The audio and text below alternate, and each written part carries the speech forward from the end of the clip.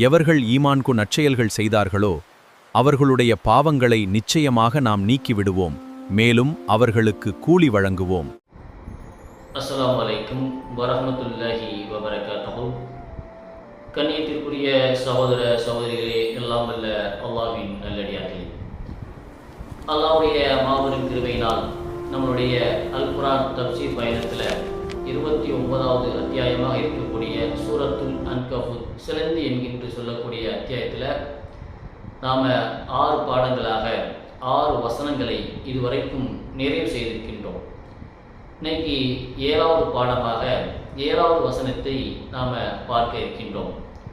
அந்த 7வது வசனத்தில் அல்லாஹ் சொல்கிறான், வல்லதீன ஆமனு வ அமினு ஸாலிகாத்தி லனுகஃபிரன்ன அன்ஹும் ஸய்யிஆத்திஹிம் வல நஜ்ஸியன்னஹும் அஹ்ஸன அல்லதி கானூ யஅமலூன். எவர்கள் ஈமான் கொண்டு நற்செயல்கள் செய்தார்களோ அவர்களுடைய பாவங்களை நிச்சயமாக நாம் நீக்கிவிடுவோம், மேலும் அவர்கள் செய்த நற்செயல்களில் மிக சிறந்தவற்றிற்கேற்ப அவர்களுக்கு நிச்சயமாக கூலி வழங்குவோம் என்று அல்லாஹ் இந்த 7வது வசனத்தில் சொல்லி காட்டுகிறான். இந்த 7வது வசனமானது நாம் ஏற்கனவே பார்த்த 6வது வசனத்தை தொடர்புடையதாகவே வருகின்றது. 6வது வசனத்தில் அல்லாஹ் என்ன சொன்னான் என்பதை நாம் நேற்று பார்த்தோம். அந்த வசனத்தில் அல்லாஹ் யார் அல்லாஹ்வுக்காக முயற்சி செய்கிறாரோ அவர் செய்யக்கூடிய அந்த முயற்சியானது அவருக்காகவே தனக்காகவே முயற்சி செய்கிறார் என்று அல்லாஹ் சொன்னான். இப்போது இந்த 7வது வசனத்தில் அல்லாஹ் சொல்கிறான், அவர்கள் செய்யக்கூடிய அந்த முயற்சிக்கு என்ன செய்கிறான், 2 மகத்தான பரிசுகளை அல்லாஹ் இந்த வசனத்தில் நமக்கு அறிவிக்கின்றான். ஒன்று என்ன அப்படின்னா, பாவங்கள் மன்னிக்கப்படும் என்பதையும், இரண்டாவதாக சிறந்த கூலி வழங்கப்படும் என்கின்ற 2 மகத்தான பரிசுகளை அல்லாஹ் இந்த வசனத்தில் அறிவிக்கின்றான். அதாவது யார் அல்லாஹ்வுக்காக முயற்சி செய்கிறாரோ அவர் தனக்காகவே முயற்சி செய்கிறார். அந்த முயற்சியை செய்யக்கூடிய அவர்களுக்கு 2 மகத்தான பரிசுகளை அல்லாஹ் இந்த வசனத்தில் வழங்குகின்றான். ஒன்று பாவங்கள் மன்னிக்கப்படும், இரண்டாவது சிறந்த கூலி வழங்கப்படும் என்கின்ற 2 பரிசை அல்லாஹ் என்ன செய்கிறான், அறிவிக்கின்றான். இந்த வசனத்தில் வரக்கூடிய முக்கியமான சொற்களின் விளக்கம் என்ன அப்படின்னா, இந்த வசனத்தில் அல்லாஹ் சொல்கிறான் ஆமனு என்று சொல்கிறான், அதாவது ஈமான் கொண்டார்கள் என்று சொல்கிறான். குர்ஆன்ல ஈமான் மட்டும் போதாது, அதோடு சேர்ந்து இருக்க வேண்டும் நற்செயல்களும் நல்ல செயல்களும் இணைந்தே வர வேண்டும் என்பதை பல இடங்கள் அல்லாஹ் என்ன செய்கிறான் அப்படின்னா வலியுறுத்தி கூறுகிறான். அமினு ஸாலிகாத்தி நல்ல செயல்கள் செய்தார்கள் என்று என்ன செய்கிறான் அல்லாஹ் சொல்கிறான். நற்செயல்கள் செய்தார்கள், அமினு ஸாலிகாத்தி நற்செயல் செய்தார்கள்.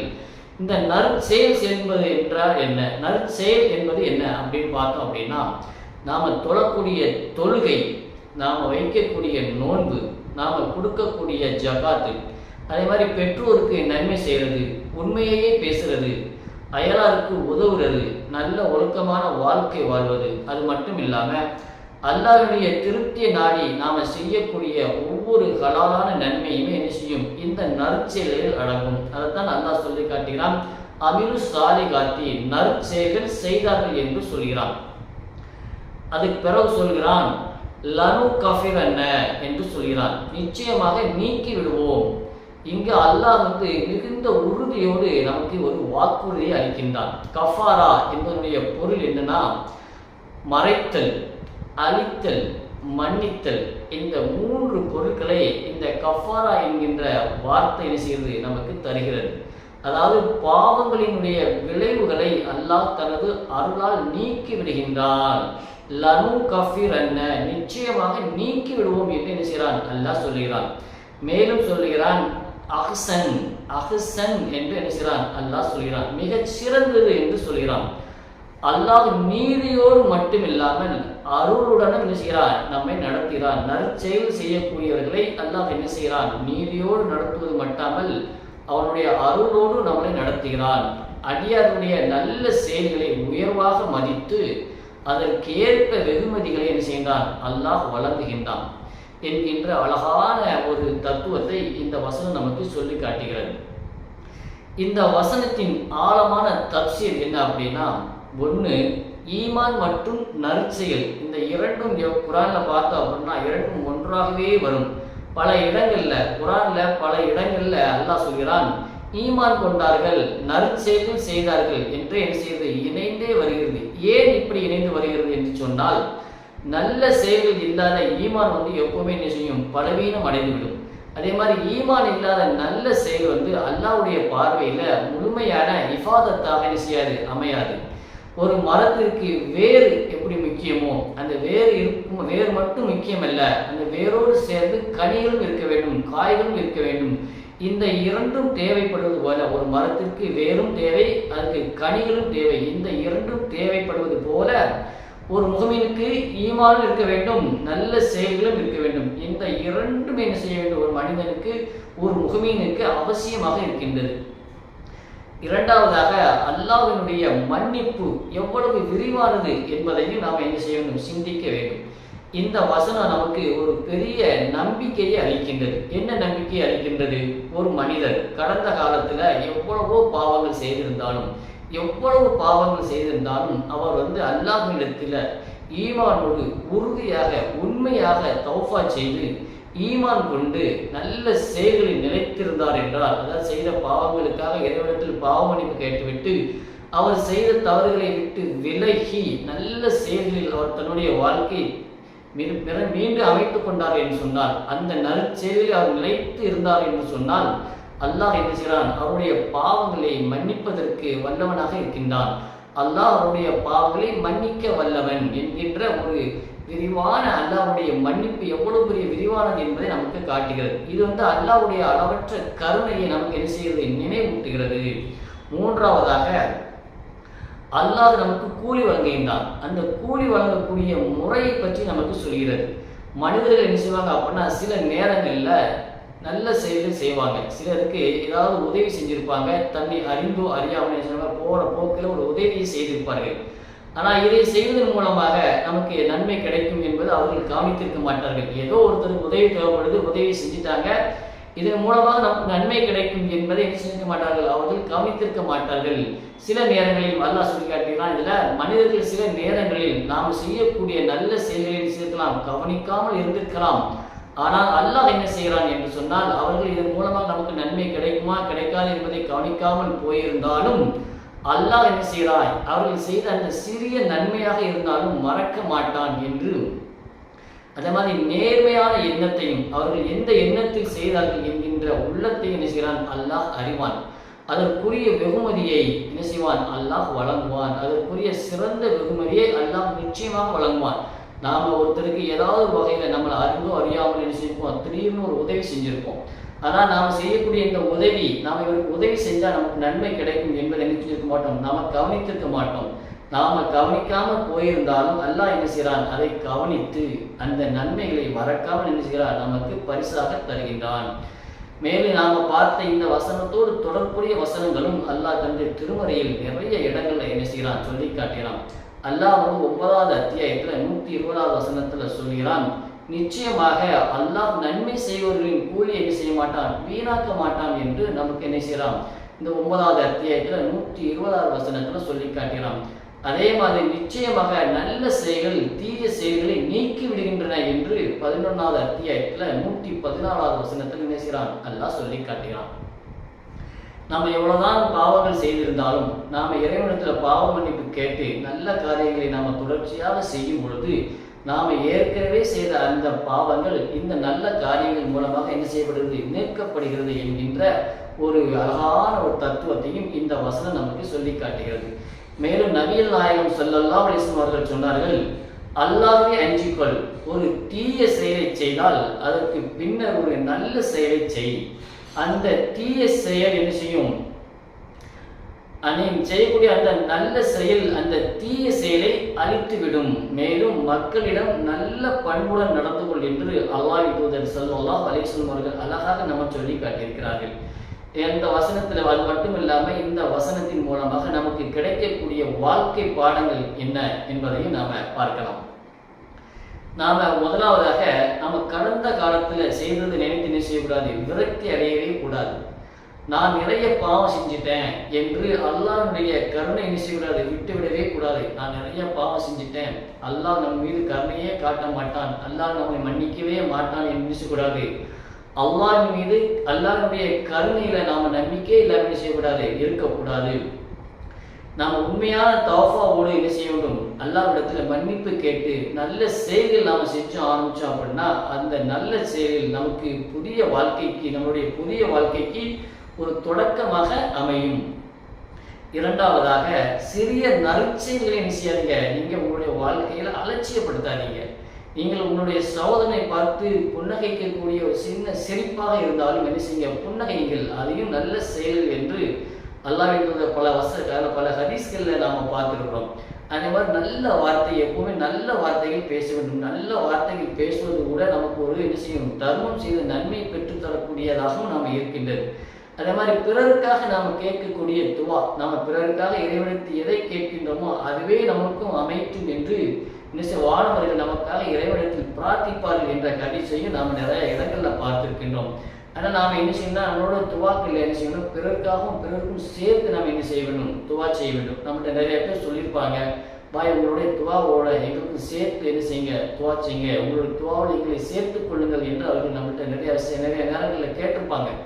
நாம் என்ன செய்யணும் அப்படின்னா, அவர்கள் சொன்ன அந்த வார்த்தையை அலட்சியப்படுத்தாம நம்ம அவங்களுக்காக துவா செய்யும் அப்படின்னா, நாம் அவங்களுக்காக எதை இறைவனிடத்தில் கேட்டோமோ என்ன செய்வோம், நமக்கும் அதே மாதிரி அமைக்கும் என்று வானவர்கள் நமக்காக இறைவனிடத்தில் துவா செய்வார்களாம். நம்மளுடைய துவாக்கள் கூட ஏற்றுக்கொள்ளப்படாமல் இருக்கலாம், ஆனால் வானவர்கள் கேட்கக்கூடிய அந்த துவா நிச்சயமாக ஏற்றுக்கொள்ளப்படக்கூடியதாக இருக்கின்றது.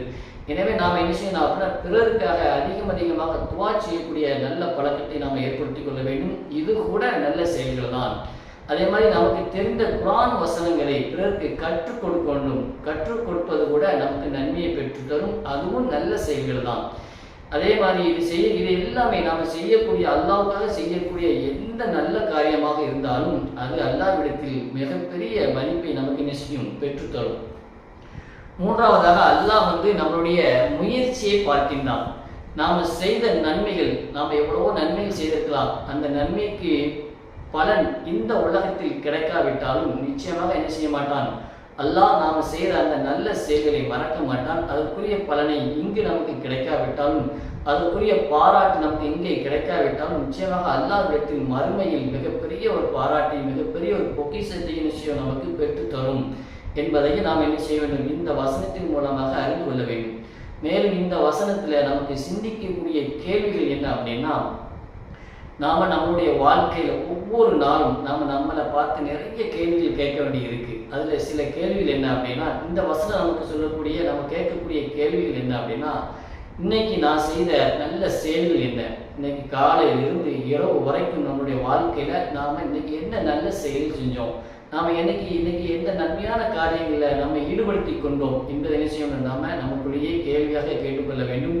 அதுக்கப்புறம் நான் இறைவனிடத்தை தௌஃபா செஞ்சிருப்போம், பாவ மன்னிப்பு கேட்டிருப்போம் இல்லையா, நாம கேட்ட அந்த பாவ மன்னிப்பு உண்மையானதாக இருந்துச்சா, இல்லை ஏதோ எல்லோரும் கேட்கிறாங்க என்பதற்காக நாம கேட்டோமா என்பதை என்ன செய்ய வேண்டும், நாம கேட்க வேண்டும். நமக்குள்ளேயே கேள்வியாக கேட்க வேண்டும்.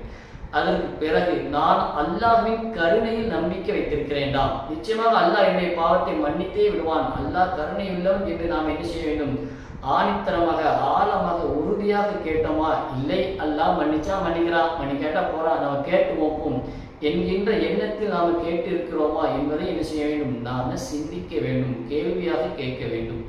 மேலும் இந்த வசனம் நமக்கு சொல்லக்கூடிய முக்கியமான செய்தி என்ன அப்படின்னா, இந்த வசனத்திலிருந்து நமக்கு கிடைக்கக்கூடிய செய்தி, உண்மையான ஈமானுடன் நற்செயல் செய்பவர்களுக்கு அல்லாஹ் 2 வாக்குறுதிகளை அளிக்கின்றான்.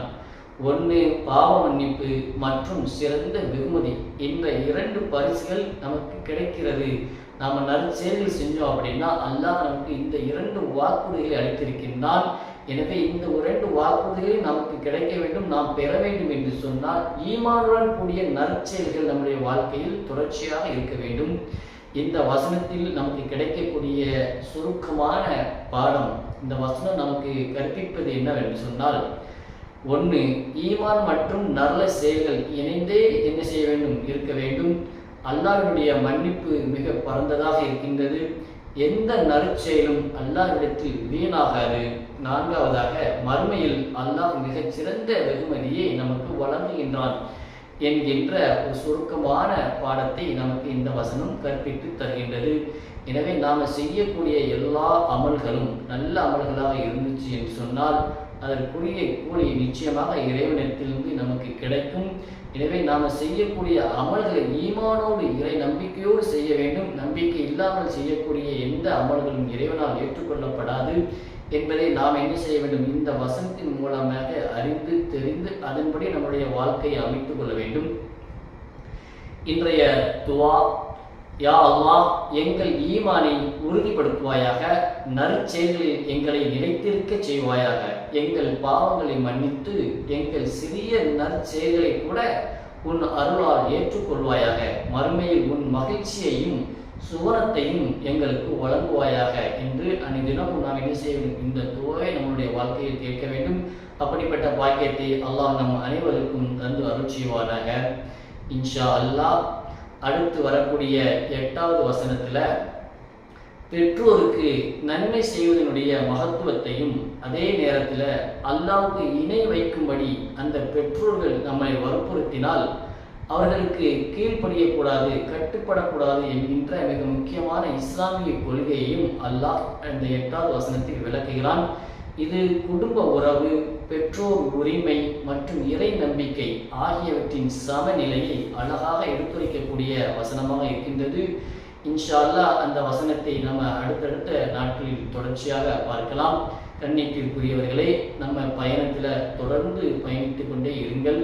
நாம் அதிகமான தெரியாத விஷயங்களை தெரிந்து கொள்வதற்கு ஏதுவாக இருக்கும். மேலும் இந்த பயணத்தில் உங்களுக்கு தெரிந்தவர்களையும் இணைத்து பயணிக்க செய்யுங்கள். நன்மையான காரியங்களில் அல்லாஹ்வினுடைய பயணத்தை தொடர்வதற்கு அருள் புரிவானாக. அஸ்ஸலாமு அலைக்கும் வரஹ்மத்துல்லாஹி வபரகாத்துஹு.